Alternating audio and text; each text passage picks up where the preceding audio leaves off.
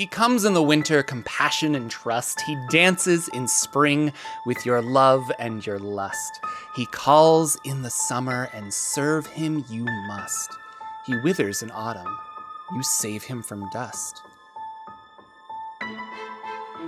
Your father, your mother, your lover, your child, his son, his daughter, his minion beguiled. And now that you've offered your life and your soul, he'll draw you to ruin and swallow you whole.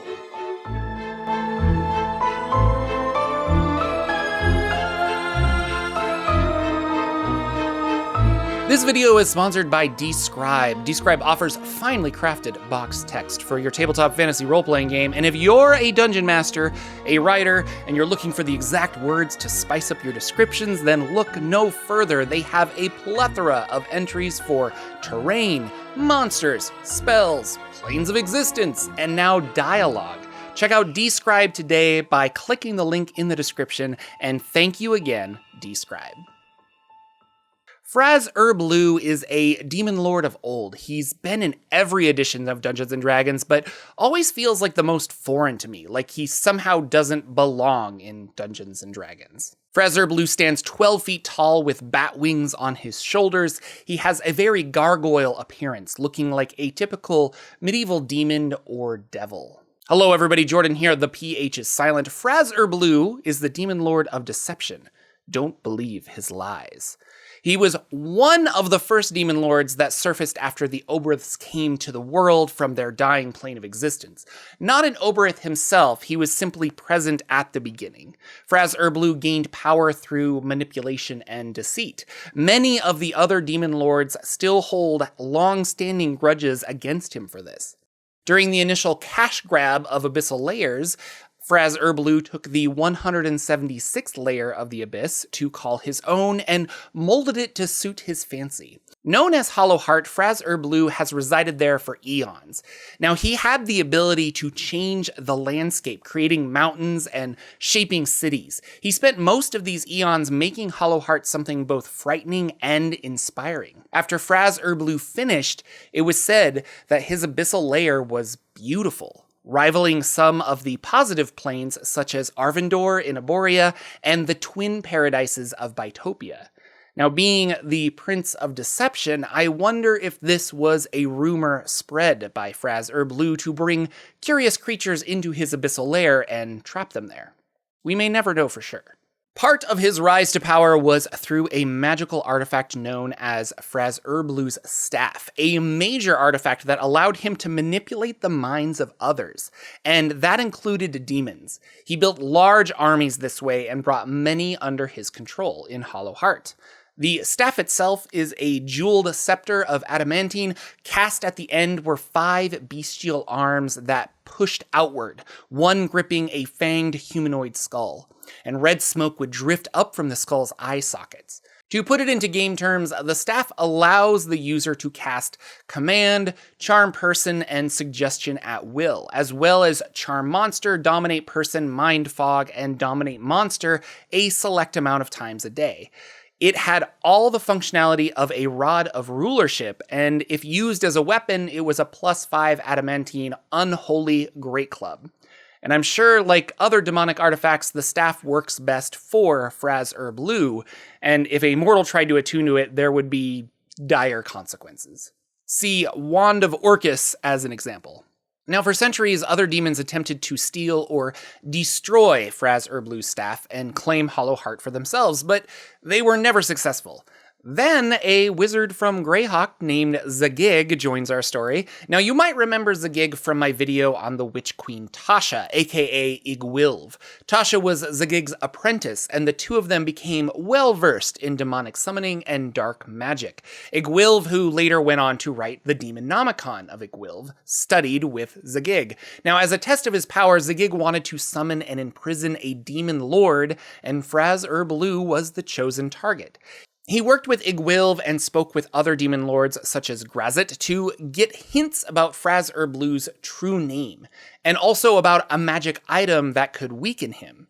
Now, I'm not sure if the demon lords provided this item to Zagig or just the plans for him to craft it, but it was designed specifically for Fraz-Urb'luu. Known as the Icker Lance, it was the tool to bind and contain a demon lord on the prime-material plane. Now this summoning, this binding, was Zagig's apotheosis, his ultimate magical work that he wished to be remembered for. It was in the deepest part of Castle Greyhawk that Zagig began this spell.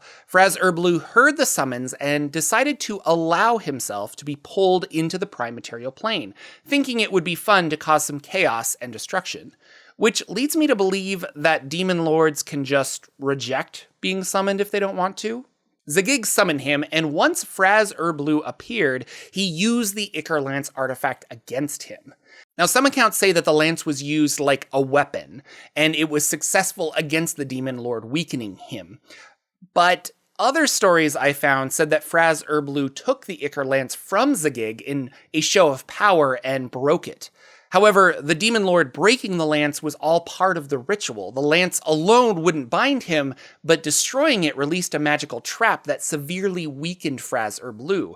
Now, I like to think that the Prince of Deception was himself deceived, and he did indeed break the Icker Lance.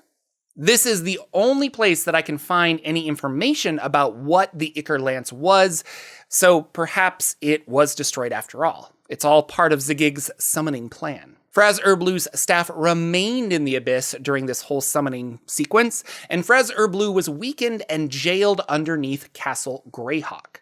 So, at this point, his abyssal lair was abandoned. The demons and demon lords of the Abyss descended into Hollowheart to claim Fraz-Urb'luu's staff for their own. Now, the fighting between the demons broke the staff into 5 parts, supposedly, and that those have been scattered across the multiverse.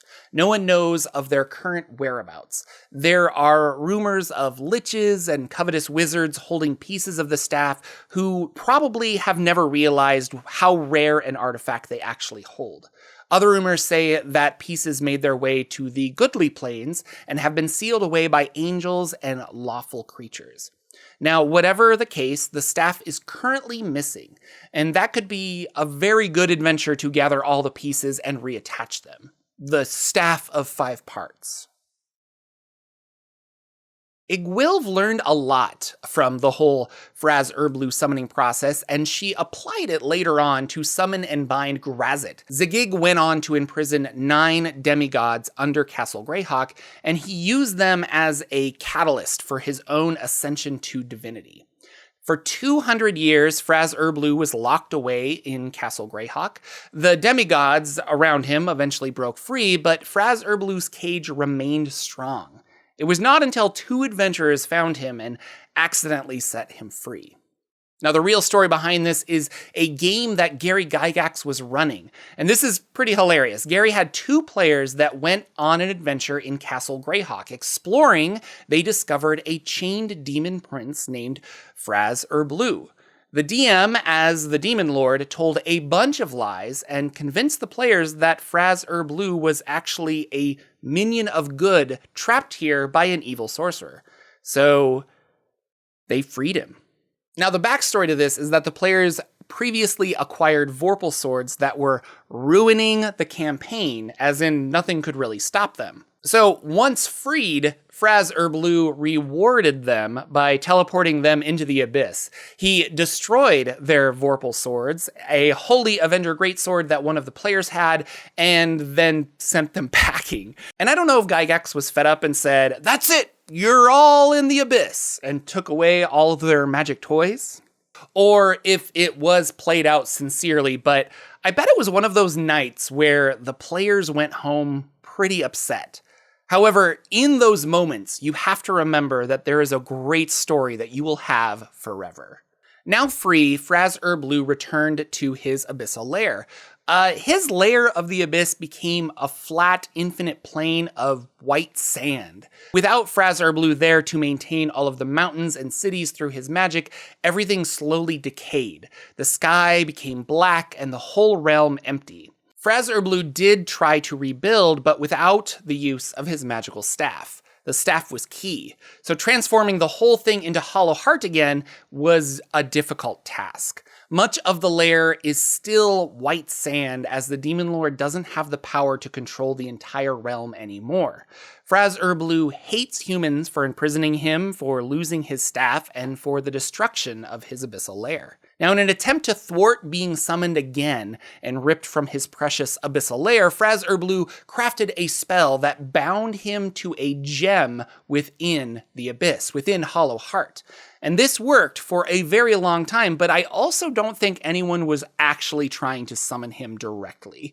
Now, in the adventure Out of the Abyss, where all of the Demon Lords were summoned into the Underdark, Fraz-Urb'luu's spell didn't work out as intended. His essence did remain bound to the gem, but then the whole gem was teleported to the prime material plane. In the adventure, you'll find a black gem the size of a human fist, and it appears in various spots here and there. It changes hands a few times, bringing madness and troubles to whoever possesses it. If the gem is broken, Fraz-Urb'luu is freed, and immediately returns to his abyssal lair. The name Hollow Heart used to refer to the whole 176th layer of the Abyss, but now it really just represents the continent-sized landmass that Fraz-Urb'luu is able to control and create. Surrounding it is the white sand that covers everything else. Now, this landmass is home to demons, succubi, rakshasas, but also some orcs, ogres, goblins, and even dwarves, half-elves, and gnomes live here. There are a lot of locations to check out in Hollow Heart, and surprisingly, it's very well described and documented. The most well-known location would be Zorga-Malak, a spiraling circular city that is generally considered the capital of Hollow Heart. A massive fortress stands at the center, which is Fraz-Urb'luu's personal palace. The walls of the city are made of adamantine and covered in hooks and razors. Now, before all of this imprisonment in Castle Greyhawk happened, Fraz-Urb'luu had a relationship with a witch called Vilhara, and they had a son together known as Tsoj-Canth, which ties a lot of this research back to that adventure, The Lost Caverns of Tsoj-Canth. Many of the Demon Lords appear in that adventure, and I believe Igwilv made a home there for a long time. If you're looking for more information on Fraz-Urb'luu, I've linked the resources that I used to make this video down in the description. Dragon Magazine issue 330 has by far the best article on him. If you can find a copy, it is well worth the effort. Thanks again, Describe, for sponsoring this video. Be sure to check them out by going to describe.com/Jordan with a PH in the middle. And if you like this video, I welcome you to subscribe. And if you are interested in other tabletop RPGs, I've got a second channel where I talk about non-D&D role-playing games that I enjoy. Links are all in the description. Check out this playlist for more D&D lore and info on other Demon Lords. Thank you for watching, and I will see you all in the next video.